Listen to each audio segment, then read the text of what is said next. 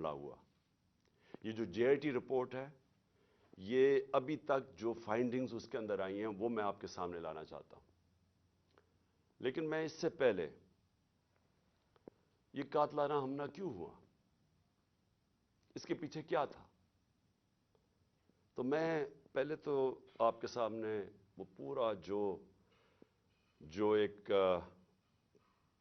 Trail ہے یہاں پہنچنے کے لیے کہ کیا کیا راستے میں ایونٹس ہوئے جس کی وجہ سے ہم وہاں پہنچے وزیر آباد پہ، اور اس کے بعد کیا ہوا، اور اس کے بعد میرے چند سوال ہیں، اور مجھے ان کے جواب پتہ ہے، لیکن میں قوم کے سامنے وہ سوال رکھوں گا جب میں یہ آپ کو ہر مرحلے سے لے کے جاؤں.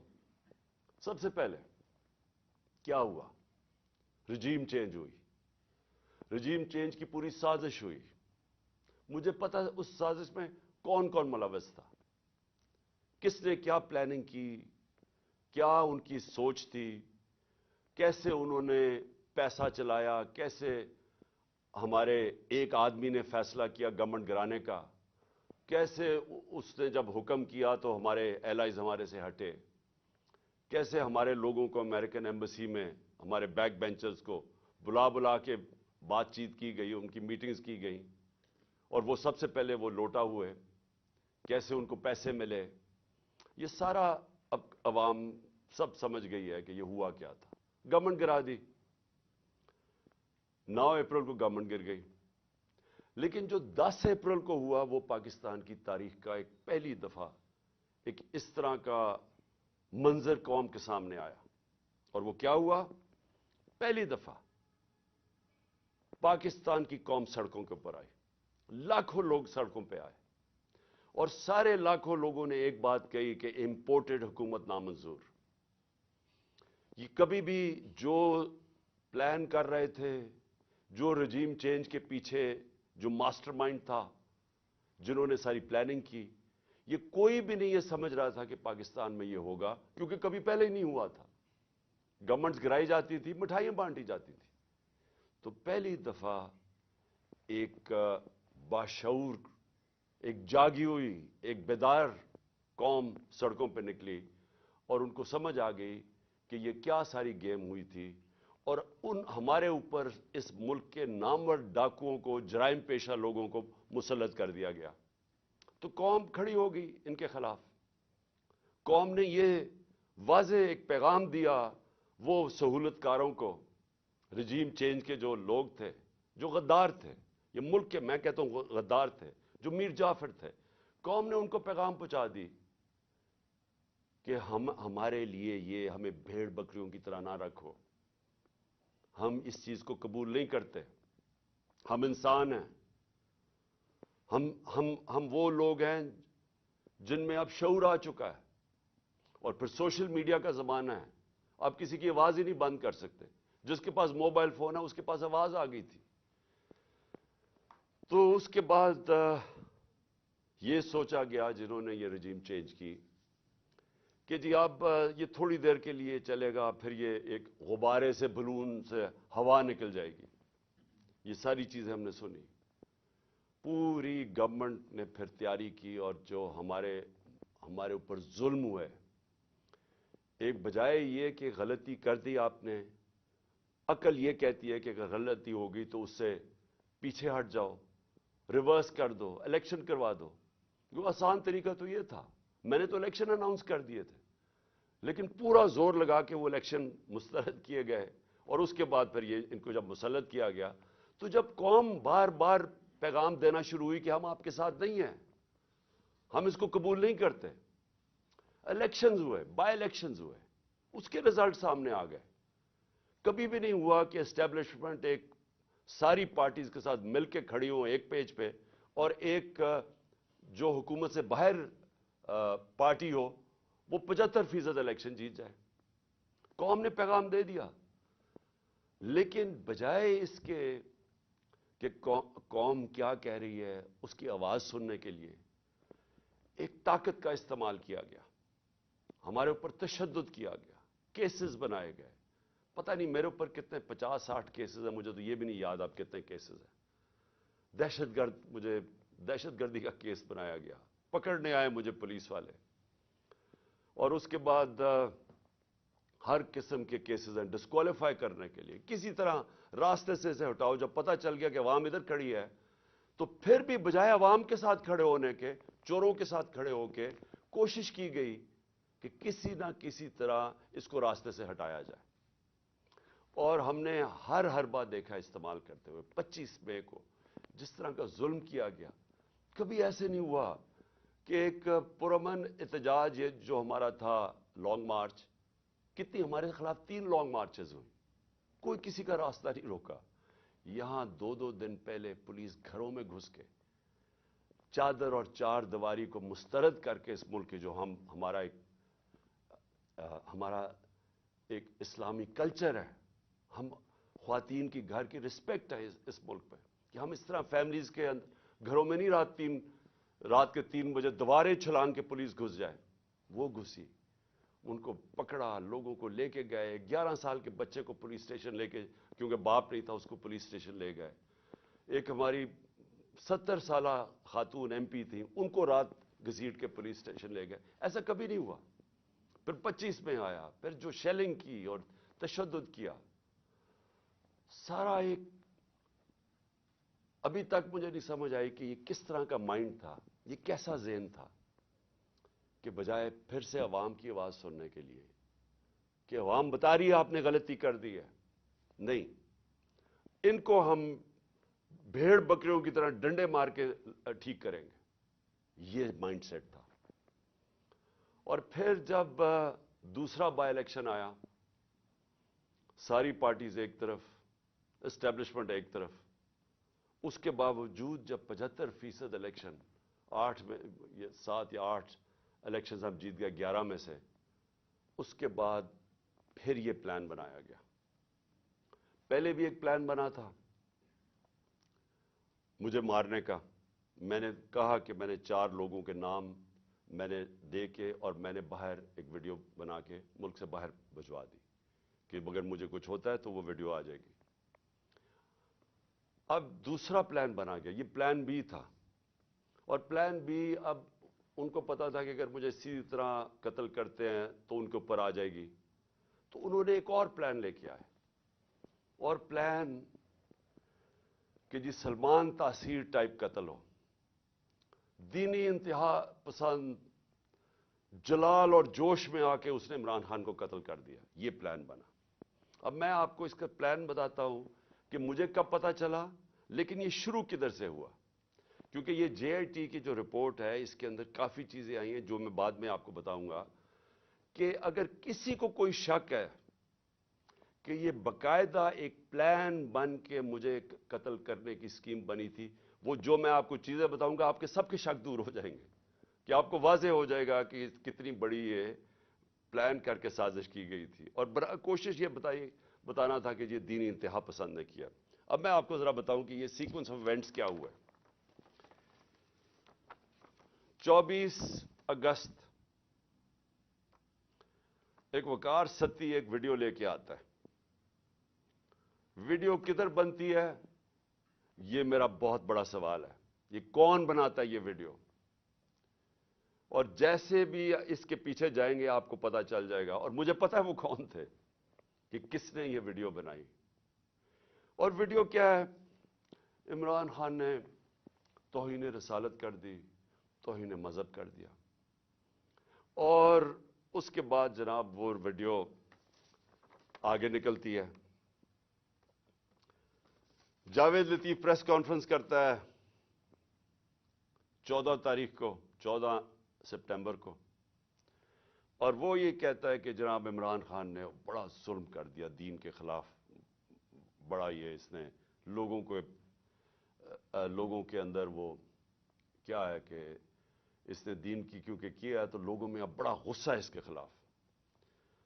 پھر مریم نواز، بڑا اس کو دین کی پرواہ ہے، وہ بہت تکلیف لیتی ہے کہ کوئی دین کے خلاف بات نہ کر دے، تو مریم نواز کو بھی جوش آ جاتا ہے، اور وہ 15 سپٹمبر کو وہ بھی پریس کانفرنس کر دیتی ہے۔ اس سے پہلے میں بھول جاؤں کہ ایک ملک کا ایک بہت بڑا دینی آدمی رانا ثناء اللہ، اس کو بھی جوش آتا ہے، وہ 14 تاریخ کو ایک प्रेस कॉन्फ्रेंस करता है कि जी ओहो इमरान ने लोगों को बड़ा गुस्सा चढ़ा दिया कि इसने दीन के खिलाफ बोला। और फिर एक और बड़ा दीनी आदमी ख्वाजा आसिफ, बड़ा जी उसको भी दीन की बड़ी फिक्र है, वो भी प्रेस कॉन्फ्रेंस कर देता है और ये करता है 10 अक्टूबर को, और ये भी कहता है कि जनाब इमरान खान को, इसको कौम को माफ नहीं करना चाहिए इसे, क्योंकि इसने दीन के खिलाफ। वो वीडियो के ऊपर सारा एक वीडियो बनती है, याद रखें वो वीडियो बनती किधर से, उसके बाद उससे पहले पीटीवी। अब पीटीवी, आप समझ जाएंगे इसके पीछे कौन होगा। 4 दिन पीटीवी को हुक्म मिलता है कि इमरान के खिलाफ पूरा कैंपेन करें कि इसने दीन की तौहीन की है। मैं सिर्फ अब पहले ये जो बड़े आपको मैं नामवर नाम बताए हैं जिनको दीन की बड़ी फिक्र है, मुझे जरा बताइए 30 साल से ये दोनों जमातें इक़्तिदार में हैं, मुझे बताएं कि कभी इन्होंने जाके पाकिस्तान से बाहर की बात कर रहा हूं, कभी इन्होंने दीन का नाम लिया? कभी इनको फिक्र हुई है दीन की? ये इनकी आप स्टेटमेंट्स उठा के देखें, ये बाहर जाके एक ही बात करते रहे। मैं 90 की दिहाई से बात कर रहा हूं कि जी हमें मदद कर दो मगरब, अमेरिका हमें मदद कर दे, क्योंकि अगर हम नहीं है तो दीनी इंतहा पसंद पाकिस्तान के ऊपर आ जाएंगे, बुनियाद परस्त दीन को पाकिस्तान के ऊपर छा जाएंगे। क्योंकि ये डराते थे ईरान के अंदर जब खोमेनी की इनकलाब आया, इस्लामी इनकलाब आया, तो ये हमेशा जाके मगरब को खुश करते थे कि पाकिस्तान में भी वो इनकलाब आ जाएगा अगर हमारी अब मदद नहीं करते। इनकी स्टेटमेंट्स उठा के देखें, जब ये बाहर जाते थे इनके सरबराह, तो सिर्फ इनका ये दीन का नहीं, दीन की बात छोड़े, ये सिर्फ ये कहते थे कि हम लिबरल हैं, हम आपके साथ हैं, हमें बचा ले, नहीं तो दीनी लोग पाकिस्तान के ऊपर हावी हो जाएंगे। ये इनकी कैंपेन रही है बाहर पाकिस्तान से। मैं वाहिद, और मुझे फख्र है इस चीज़ के ऊपर, लेकिन वो इसलिए नहीं कि मैं कोई किसी वोट लेने के लिए कर रहा था, ये मेरा अकीदा है, ये मेरा ईमान है, और सिर्फ जिसका ईमान हो तो वो जिस तरह की बातें कर सकता है। और मुझे बताने की ज़रूरत नहीं है कि हर इंटरनेशनल फोरम पे मैंने अपने जो हमारे मुसलमानों से ज़्यादतियाँ होती हैं जो मगरब में रहते हैं, इस्लामोफोबिया, और फिर जो नबी सल्लल्लाहु अलैहि वसल्लम की शान में गुस्ताखी की जाती है, उसके ऊपर वाहिद मैं चैलेंज करता हूं, मैं वाहिद वो पाकिस्तान का प्राइम मिनिस्टर हूं जिसने इसकी बात की है। हर इंटरनेशनल फोरम पे बात की है मैंने, और फिर से मैं रिपीट करता हूं कि मैं किसी को खुश करने के लिए नहीं कर रहा, ये मेरा ईमान का हिस्सा है। और मैंने इसलिए नहीं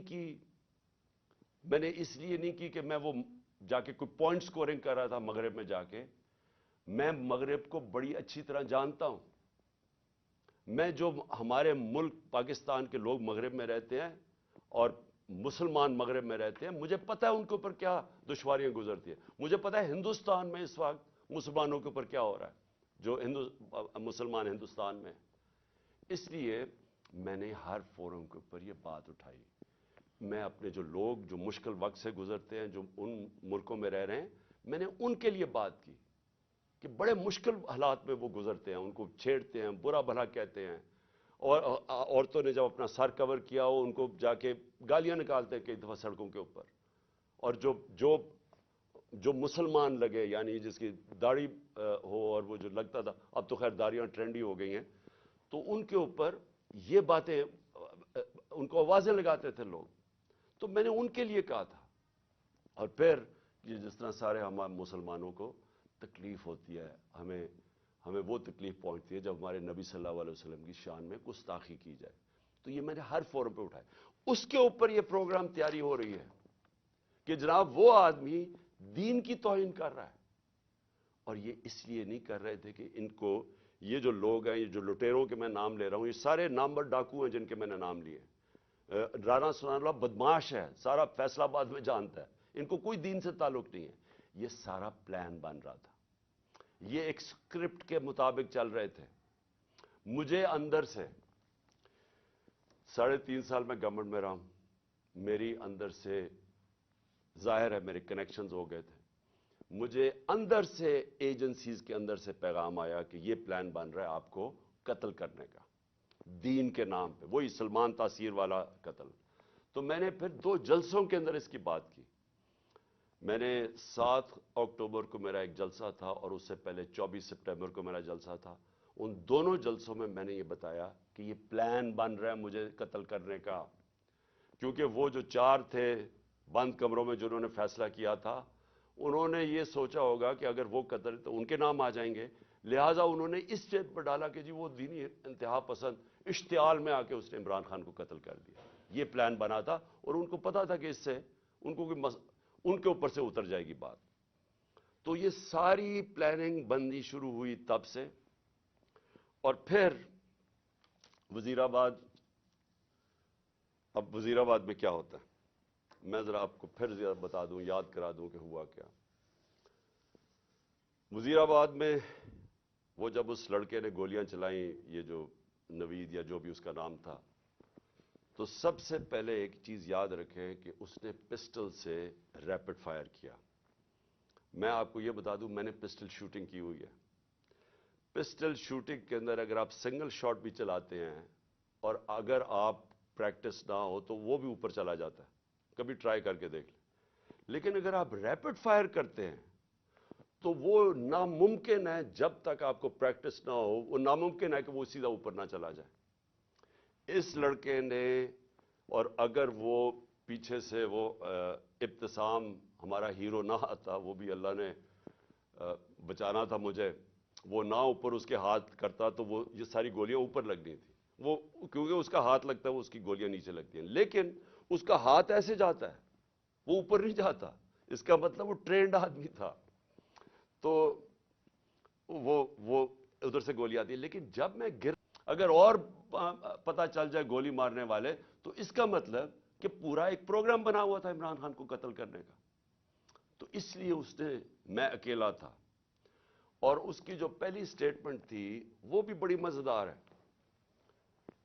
کون سے پولیس، ابھی گولیاں لگی ہیں مجھے، ابھی میں ہاسپٹل بھی نہیں پہنچا، تو کون سا پولیس ایک سٹیٹمنٹ اس کی ریکارڈ کر کے تو جا کے سلیکٹڈ لوگوں کو دیتی ہے، وہ جو کہ مخالف ہے تحریک انصاف کے، ان رپورٹرز کو دیتے ہیں جو ہمارے خلاف ہے. اب یہ ذرا سنیں، اس کی سٹیٹمنٹ آتی ہے اور سٹیٹمنٹ ریکارڈ کون کرتا ہے؟ ڈی پی او گجرات اپنے فون سے اس کی سٹیٹمنٹ ریکارڈ کراتا ہے، اور ڈی پی او گجرات اس کے فون سے کدھر جاتی ہے سٹیٹمنٹ؟ وہاں رکتی نہیں ہے سٹیٹمنٹ. یعنی چلیں اگر آپ اپنے لیے، آپ نے پولیس نے اپنے لیے سٹیٹمنٹ رکانی چلے وہ بھی مان لیں، لیکن نہیں، ابھی تفتیش بھی نہیں ہوئی، ایف آئی آر بھی نہیں کٹی، اور وہ سٹیٹمنٹ کس کو بھیجتا ہے؟ اب ذرا یہ ذرا دیکھ لیں. وہ ریکارڈ کرواتا ہے 1 گھنٹے کے بعد سٹیٹمنٹ، لیکن 6:01 میں غریدہ فاروقی ٹویٹ کرتی ہے. وہ 6:02 وقار ستی جس نے پہلے ویڈیو ریلیز کی تھی وہ ٹویٹ کرتا ہے. 6:02 میں مرتضی سلنگی ٹویٹ کرتا ہے. وہ حامد میر 6:03 پہ ٹویٹ کرتا ہے. اور جو آپ کو پتا ہے کہ ہمارا کتنا خیر خواہ چینل ہے جیو نیوز، وہ 6:04 پہ کرتا ہے ٹویٹ، یعنی پروگرام اس پر دکھاتا ہے وہی اس کی سٹیٹمنٹ. اور پھر سما آپ کو اگلا پتا کہ وہ ہمارا کتنے خیر خواہ چینل ہے، یعنی چن کے ان چینلز کو ہی بھیجا جاتا ہے. وہ کرتا ہے، وہ بھی 6:04 پہ کرتا ہے، اور اس کے بعد پھر باقی چینلز آتی ہیں. تو سب سے پہلے ڈی پی او جو سٹیٹمنٹ ریکارڈ کراتا ہے اس کی، وہ سب سے پہلے جاتی ہے ان رپورٹرز کو جو کہ سب کو پتا ہے کہ اس وقت تحریک انصاف کے مخالف ہیں. تو اب سوال یہ ہے کہ ڈی پی او تو ہمارا ہے، پنجاب گورنمنٹ تو ہماری ہے، تو ہمارا اپنا ڈی پی او ریکارڈ کروا کے سٹیٹمنٹ بھجواتا کدھر ہے؟ اور پھر جو اگلا سوال یہ ہے کہ ہمیں یہ ڈی پی او کی کوئی سٹیٹمنٹ آئی کہ جی شروع میں کوئی عجیب سی سٹیٹمنٹ اس کی آئی، تو میں یہ بھی چاہتا ہوں کہ سارے آپ دیکھ لیں کہ ڈی پی او کیسے، کیونکہ یہ سی سی ٹی وی فوٹیج پہ آ گیا. ابھی میں بعد میں آتا ہوں کہ یہ ڈی پی او گجرات نے انکوائری سے کتنی ہماری مدد کی، لیکن وہ میں بعد میں آتا ہوں. تو سی سی ٹی وی فوٹیج کے اوپر ڈی پی او اپنا موبائل فون دے رہا ہے ایس ایچ او کو کہ ریکارڈ کریں. تو میں چاہتا ہوں پہلے یہ دیکھ لیں تاکہ آپ کو اس میں کوئی شک نہ ہو کہ ہوا کیا ہے، کیونکہ میں آگے جو باتیں کروں گا یہ اس کے ساتھ جڑی ہوئی ہیں.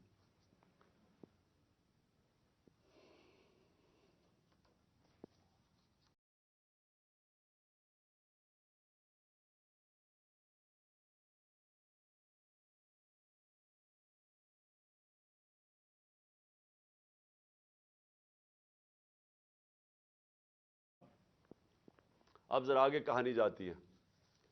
مجھے تو پہلے ہی پتا تھا کہ کون اس پہ پیچھے ہیں، کیونکہ میں نے تو آپ کو کہا کہ میں نے پبلک جلسوں کے اندر سٹیٹمنٹس دے دی تھی کہ یہ میرے اوپر پورا پلان ہو رہا ہے. تو ظاہر ہے جب مجھے پتا تھا پلان ہو رہا ہے، مجھے یہ بھی اندر سے پتا تھا کہ کون اس میں ملوث ہے. اب میں نے 3 نام، جب میں ہاسپٹل پہنچا میں نے 3 نام دے دیے کہ یہ 3 لوگ ہیں جو کہ اس میں ملوث ہیں. اب یہ یاد رکھیں کہ ایف آئی آر ہوتی کیا ہے. فرسٹ انفارمیشن رپورٹ کا مطلب ہوتا کیا ہے؟ مجھے گولیاں لگی ہیں، میرا یہ حق ہے کہ میں جن کو سمجھتا ہوں کہ اس کے اندر جن میں جو شک ہے مجھے، ان کا میں نام دوں تاکہ انویسٹیگیشن شروع ہو. گورنمنٹ ہماری پنجاب میں، میں پارٹی کا ہیڈ جس کی گورنمنٹ پنجاب میں ہے، اور ہم وہ سٹیٹمنٹ نہیں ریکارڈ کروا سکتے. میرا پہلا سوال ہے کیوں؟ کون تھا جو کہ روک رہا تھا اس سٹیٹمنٹ کو؟ کون ڈر رہا تھا تفتیش سے؟ میں نے جب یہ نام لیے تو ان کے اوپر تفتیش ہونی چاہیے تھی، میرا رائٹ ہے.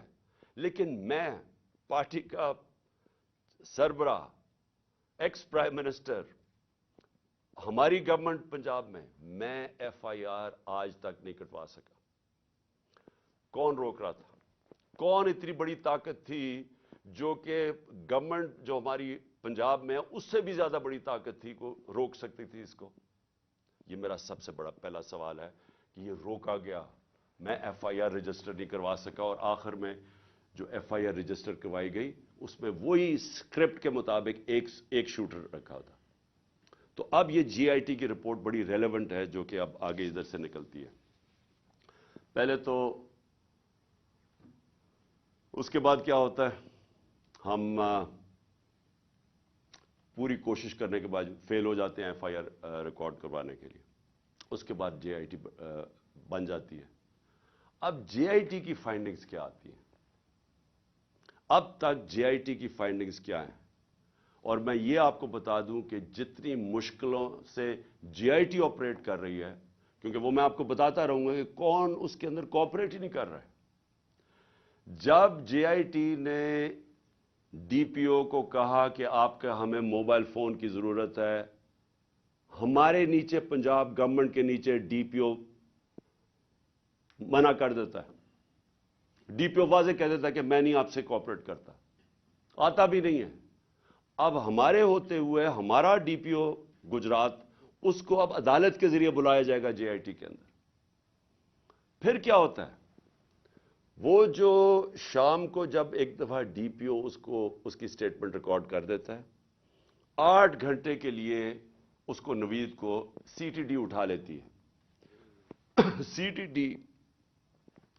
ڈی پھر ایک اور ویڈیو ریلیز کرتی ہے رات کے 12 بجے. اور سی ٹی ڈی کا کیا کام تھا اس ویڈیو کو ریلیز کرنا؟ پھر ایک اور چیز ہے کہ سی ٹی ڈی جب وہ ویڈیو ریلیز کرتی ہے جو اس کی بیک گراؤنڈ ہے وہ چینج کر دیتی ہے بعد میں. پھر سی ٹی ڈی کے جو اس آدمی کو جو ملوث تھا اس کو جب بلایا جاتا ہے جے آئی ٹی میں، وہ بھی منع کر دیتا ہے کہ میں نہیں آتا. پھر سے پنجاب گورنمنٹ کے نیچے ہے وہ منع کر دیتا ہے کہ میں نہیں کوآپریٹ کرتا. یعنی کیا وجہ؟ اب میں سوال سب سے پوچھتا ہوں کہ کیا وجہ ہے کہ یہ ہمارے نیچے آفیسرز، پہلے تو وہ نہیں ہم اپنی ایف آئی آر رجسٹر کروا سکتے، اور پھر وہ منع کر دیتے ہیں کہ جی ہم نہیں کوآپریٹ کرتے. کیوں نہیں کرتے؟ کون ان کو روک رہا تھا؟ ہمارے سے ظاہر ہے کوئی زیادہ طاقتور فورس تھی جو روک رہا ہے ان کو. اس کے بعد کیا ہوتا ہے؟ اس کے بعد جے آئی ٹی کی فائنڈنگز آتی ہیں. وہ عدالت میں جو آپ فائنڈنگز رکھتے ہیں اس میں کیا چیز سامنے آتی ہے؟ نمبر 1، کہ 3 شوٹر تھے، 2 نہیں تھے، 3 شوٹر تھے. ایک تو وہ نوید جس نے گولیاں ماری، دوسرا ایک اوپر سے جو گولیاں، جو میں کہہ رہا تھا اوپر سے آئیں گولیاں، وہ اب وہاں بھی ان کے جو گولیوں کے جو شیلز ہوتے ہیں وہ وہاں ملے اوپر. 8 غالباً اوپر ملے، 10 نیچے ملے، اور 2 اور نیچے ملے جو اور مختلف بندوق سے چلائے ہوئے تھے. جو گارڈز تھے ہمارے اوپر، ان کی فورینزک جب ٹیسٹ کرایا گیا کسی کی بھی گولی نہیں چلی تھی، کیونکہ جو گارڈ سب سے قریب تھا اس کے تو 6 گولیاں اس کے اندر سے نکلی، تو وہاں تو کسی کے پاس بھی نہیں تھا. اور پھر یہ بھی چیز سامنے آ گئی کہ معظم جو تھا، جو معظم شہید ہوا، وہ آپ کوئی بھی اگر آپ کو سوشل میڈیا پہ وہ ویڈیو مل سکتی ہے، اس کا سلو موشن دیکھ لیں. وہ معظم جب جاتا ہے اس کے پیچھے، تو جیسے ہی اس کے سامنے آتا ہے نوید کے، اس کو گولی لگتی ہے. وہ گولی نہ آگے سے لگتی ہے نہ کنٹینر سے لگتی ہے، وہ گولی کہیں دور سے آ کے لگتی ہے اس کے اس طرف. اور وہ نوید کے لیے وہ گولی تھی. معظم راستے میں آ گیا، کیونکہ یہ لیاقت علی خان والا ٹائپ انہوں نے انسیڈنٹ بتانا تھا، کیونکہ فوری طور پہ جو ایک آدمی کو مار کے کہیں جی بس ایک آدمی ہم نے مار دیا، تو وہ بچ گیا نوید، اور معظم شہید ہو گیا.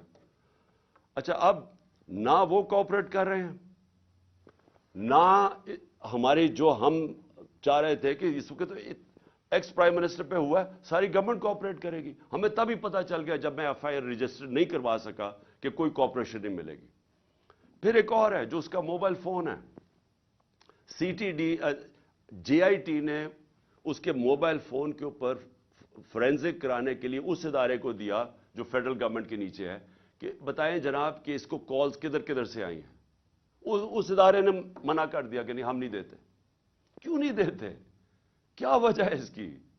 تو اس سے آپ خود، سر میں چاہتا ہوں کہ آپ خود ذرا سوچ لیں کہ یہ ہو کیا رہا ہے، کہ یہ ملک کے اندر بجائے آپ یہ سوچیں کہ ملک کے سربراہ کو قتل کرنے کی سازش ہے، یہ ساروں کو مدد کرنی چاہیے، وہ کوئی مدد نہیں کر رہا. وہ تو چھوڑے فیڈرل ادارے کو، اپنے جو نیچے پولیس کام کر رہی ہے وہ نہیں مدد کرنے کے لیے تیار. اب آگے چلیں. اب بات بڑی سمپل رہ گئی ہے. میرا یہ سوال یہ ہے کہ کون کون لوگ اس کے اندر ملوث ہو سکتے ہیں. مجھے پتا ہے کون ہے وہ، میں صرف اب سوال چھوڑنے لگا ہوں سب کے لیے، اپنی قوم کے لیے، کہ یہ جب یہ جو ہوا اس کے اندر، میں چاہتا ہوں کہ قوم خود سوچ لے کہ اگر یہ ملک کے ایکس پرائم منسٹر سے ہو سکتا ہے تو باقی قوم کے اندر لوگوں کی کیا حیثیت رہ گئی. یعنی جب ہم قانون کی حکمرانی کی بات کرتے ہیں تو اس کا مطلب یہ ہوتا ہے کمزور اور طاقتور ایک ہی قانون سب کے لیے. تو یہاں تو اب واضح ہو جانا چاہیے کہ اگر ایکس پرائم منسٹر اور سب سے بڑی پارٹی کے سربراہ اگر اس سے زیادہ طاقتور لوگ ہیں تو وہ بھی نہیں انصاف لے سکتا. جو زیادہ طاقتور ہے ان کا رول چلتا ہے، جنگل کا قانون ہے پاکستان میں. تو میرے آپ سوال ہیں، میں سب سے پہلے پھر شروع کرتا ہوں. ویڈیو کس نے بنائی جس میں یہ بتایا، چن چن کے چیزیں جمع کر کے بتایا گیا جی عمران خان نے توہین مذہب کر دی؟ وہ کون تھے؟ وہ کون سا ادارہ تھا؟ مجھے پتا ہے وہ کون سا ہے، لیکن میں آپ سب کے سامنے چھوڑ رہا ہوں، اور میں امید کرتا ہوں کہ جب یہ جے آئی ٹی ان لوگوں کو بلا کے سوال پوچھے گی تو ہم سب کو بتا سکیں گے وہ کون ہے. دوسرا کہ جو میں پہلے کیوں نہیں ایف آئی آر میں کروا سکا؟ وہ کون پاور تھی جس نے روکا ایف آئی آر کو؟ مجھے پتا ہے وہ کون تھی، لیکن یہ میں سوال چھوڑتا ہوں. ڈی پی او گجرات کے اوپر میرے 2 سوال ہیں. کس نے اسے کہا تھا کہ یہ ویڈیو بھیجے ان صحافیوں کی طرف؟ کس نے کہا تھا کہ پہلے ہمارے مخالف صحافیوں کے پاس ویڈیو کیسے پہلے پہنچ گئی؟ کس نے بھجوائی تھی؟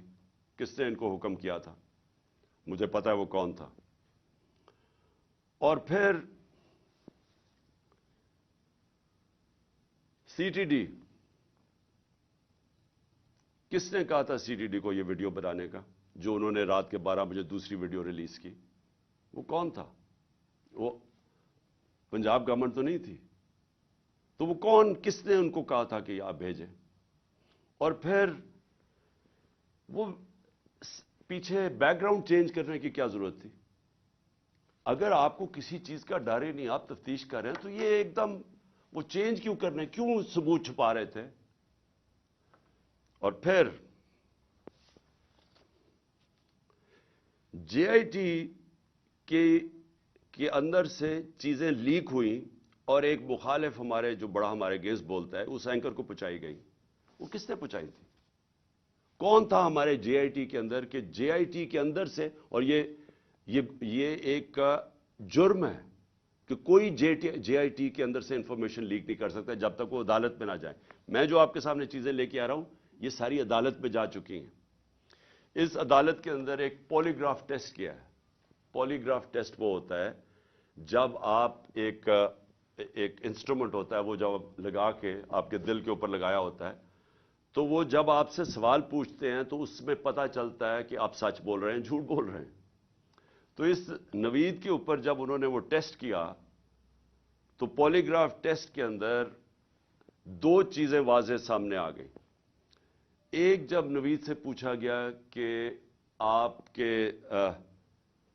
आपके साथ किन किन लोगों ने, सिर्फ एक आदमी के अलावा किसी ने आपको कांटेक्ट किया था? उसने कहा नहीं किया था। झूठ निकला। वो झूठ इसलिए वाज़ेह हो गया कि इसके पीछे पूरा एक प्लानिंग हुई थी, इसको पूरे तैयार करके भेजा था। दूसरा, इससे सवाल पूछा गया कि क्या आपको ट्रेनिंग थी पिस्टल शूटिंग की? उसने कहा कोई ट्रेनिंग नहीं थी। वो फिर झूठ साहब आ गया पॉलीग्राफ के ऊपर, क्योंकि जाहिर है वो ट्रेन आदमी, उसकी ट्रेनिंग करवा के भेजा गया था। तो सारा जो इन्होंने पूरा केस बिल्ड किया था कि एक दीनी इंतहा पसंद ने इमरान खान को कत्ल किया, और उसे शुरू में तो कहा कि मैंने मार दिया है, तो वो जो सारा केस था, वो सारा केस इन्हीं जेआईटी की फाइंडिंग से खत्म हो जाता है। जिस वक्त 3 शूटर आ गए, तो इसका मतलब एक प्लान तरीके से ये असैसिनेशन अटेम्प्ट थी। और जब इसके ऊपर ये भी चीजें वाज़ेह होगी कि इसको ट्रेन किया हुआ था, तो और फिर ये भी पता चल गया कि ये कोई दीनी आदमी नहीं था। जिस तरह वो जो मैंने ख्वाजा आसिफ वगैरह के नाम लिए, राना सनाउल्लाह वगैरह के और मरियम नवाज के, ये कोई दीनी लोग नहीं है। इसी तरह ये भी कोई दीनी आदमी नहीं था कि जिसको बड़ा इश्तियाल में आके ये कुछ करे। तो ये भी एक प्लान्ड असैसिनेशन अटेम्प्ट था। मैं आखिर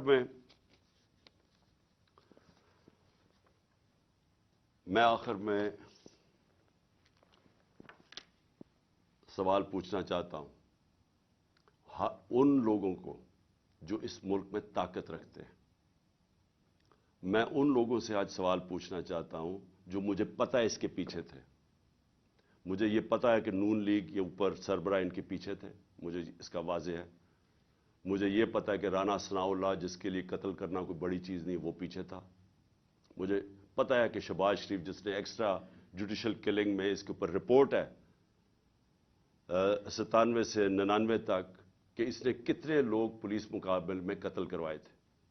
आबिद बॉक्सर की स्टेटमेंट है कि कैसे शहबाज शरीफ उनसे लोगों को कत्ल करवाता था।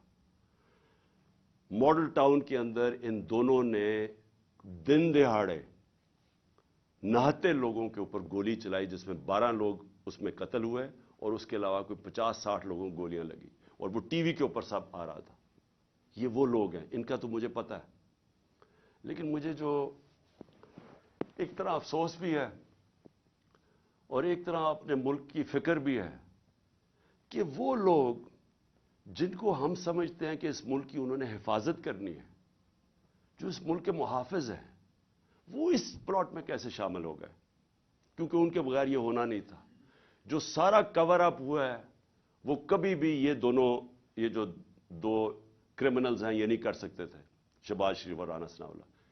ये इससे ज्यादा ताकतवर लोग कर सकते थे, सिर्फ वो ये कवर अप में शामिल थे। सारा जो तरीके से उसने कहा जी मैं अकेला हूं, उसे मुंह से बुलवाया गया, एविडेंस, पुलिस के ऊपर प्रेशर डाला गया, एफआईआर नहीं, ये दोनों नहीं करवा सकते थे। इनके पीछे हमारे वो लोग हैं जिनको हम समझते हैं कि हमारे मुल्क की हिफाजत करेंगे। मैं ये सवाल पूछता हूं कि क्या मैं वो आदमी हूं جس کو آپ کہہ سکتے ہیں کہ یہ کوئی بیرونی سازش کا حصہ ہے؟ کیا آپ کہہ سکتے ہیں کہ اس نے اپنا ملک کا کبھی پیسہ ملک سے باہر رکھا ہوا ہے اور باہر بڑے بڑے اکاؤنٹس ہیں اور بینک اکاؤنٹ، جس طرح یہ جو چور اوپر مسلط کیے ہیں، ان سب کے باہر پیسہ پڑا ہے، اربوں ڈالر پڑا ہے، اور ابھی بھی چوری کر کے پیسہ باہر لے کے جا رہے ہیں؟ جس نے باہر کمائی کر کے سب کچھ، آج اس کا جینا مرنا پاکستان ہے۔ میرا سوال یہ ہے کہ اس کو اگر قتل کروانے کی سازش میں آپ ملوث ہیں تو کیا آپ کو فکر ہے اپنی قوم کی؟ اگر ملک کی سب سے بڑی پارٹی کے سربراہ کو آپ قتل کروا دیتے ہیں، جو واحد فیڈرل پارٹی ہے آج پاکستان میں، قوموں کو پولیٹیکل پارٹیز اکٹھا رکھتی ہیں، اگر قوموں کو صرف فوج کے ذریعے اکٹھا رکھتے تو ایسٹ پاکستان علیحدہ نہ ہوتا۔ ایسٹ پاکستان کی جو پاکستان کی سب سے بڑی پارٹی تھی، اس کے خلاف جب اپنے ملک کی اسٹیبلشمنٹ چلی جاتی ہے اور وہ ملک ٹوٹ جاتے ہیں۔ اگر آپ وہ پارٹی کے سربراہ کو ختم کرنا چاہتے ہیں جو واحد اس وقت ملک کا ایک ملک کی فیڈریشن کی اس وقت ایک ہی آدمی ہے جس کی ساری جگہ ووٹ بینک بھی ہے، جو اکٹھا بھی رکھ سکتا ہے، تو یہ کس کے لیے کیا جا رہا ہے؟ کیا یہ پاکستان کی بہتری کے لیے کیا گیا؟ مجھے پتہ ہے کون تھے، اور مجھے افسوس سے کہنا پڑتا ہے مجھے بڑے افسوس سے کہنا پڑتا ہے کہ جب مجھے گولیاں لگی اور جب میں تب سے 3 مہینے، یہ میری ٹانگ کو ٹھیک ہونے میں 3 مہینے لگیں گے، کیونکہ جب آپ کی نچلی ٹانگ ٹوٹتی ہے وہ 3 مہینے لگتے ہیں اس کو ہیل ہونے میں۔ تو میں 2 کمروں میں بند ہوں۔ میں بار بار اپنے سے سوال کرتا ہوں کہ کیسا مائنڈ سیٹ ہے، وہ کون سا ذہن ہے، اور وہ مجھے پتہ ہے کون سا ذہن ہے کہ جو یہ سوچ سکتا ہے کہ اپنے ملک کو نقصان پہنچا سکتا ہے، کیونکہ یہ ملک کو نقصان ہوگا۔ آپ اگر ملک کی پولیٹیکل پارٹیز کو کمزور کرتے ہیں اور فیڈرل پارٹی کو، تو اس سے بڑا ملک کا نقصان کیا ہو سکتا ہے؟ یعنی یہ آپ کے دشمن کر سکتے ہیں، یہ دشمنوں کا پلان تو ہو سکتا ہے کہ ملک کو کمزور کرو اور ان کی پولیٹیکل پارٹیز کو کمزور کرو، فیڈریشن کو کمزور کرو، لیکن وہ لوگ جنہوں نے ملک کی حفاظت کرنی ہے وہ کیسے سوچ سکتے ہیں؟ اور میں بار بار میرے یہ ذہن میں چیز آتی ہے، اور مجھے پتا ہے کہ بدقسمتی سے یہ صرف 1-2-3 لوگوں کی یہ سازش تھی، اور مجھے یہ بھی پتا ہے کہ ہمارے ملک کی جو فوج ہے وہ ہر روز قربانیاں دے رہی ہے اس ملک کے لیے۔ وہ وار آن ٹیرر میں وہ قربانیاں نہ دیتے، آج ہماری حفاظت، یعنی ہم اس ملک میں کمفرٹیبل نہ ہوتے، ہمیں اعتماد نہ ہوتا کہ ایک ایسی ہمارے پاس سیکیورٹی فورس ہے جو اس ملک میں ہمیں سیکیورٹی دیتی ہے، لیکن ہر اداروں کے اندر کالی بھیڑیں ہوتی ہیں، اور یہ جس نے پلان کیا، مجھے پتہ ہے اور میں یہ چاہتا ہوں کہ یہ جے آئی ٹی کے ساتھ اب کوآپریشن کی جائے۔ یہ لوگ جو ایک جان کی آبسٹرکٹ کر رہے ہیں جسٹس، ان لوگوں کو ان کے اوپر ایکشن لیا جائے۔ اور میں آخر میں اپنے سپریم کورٹ کے چیف جسٹس سے کہنا چاہتا ہوں کہ میں نے شروع میں ہی کہا تھا کہ مجھے صرف انصاف کی ایک جگہ سے توقع ہے۔ جب یہ طاقتور لوگوں کو، جن کے میں نے نام لیے ہیں، یہ کیسے انصاف ہونے دیں گے اگر یہ خود اس میں ملوث ہے؟ تو صرف ایک طاقتور اگر انکوائری، اس کو اگر چیف جسٹس اس کو بیک کریں، پاکستان کے سپریم کورٹ کے چیف جسٹس، تب ہی انصاف مل سکتا ہے۔ نہیں تو مجھے اب تک جو میں نے حالات دیکھے ہیں، جس طرح کی ہر جگہ رکاوٹیں ہیں، مجھے کوئی امید انصاف کی نہیں ہے۔ پاکستان زندہ باد۔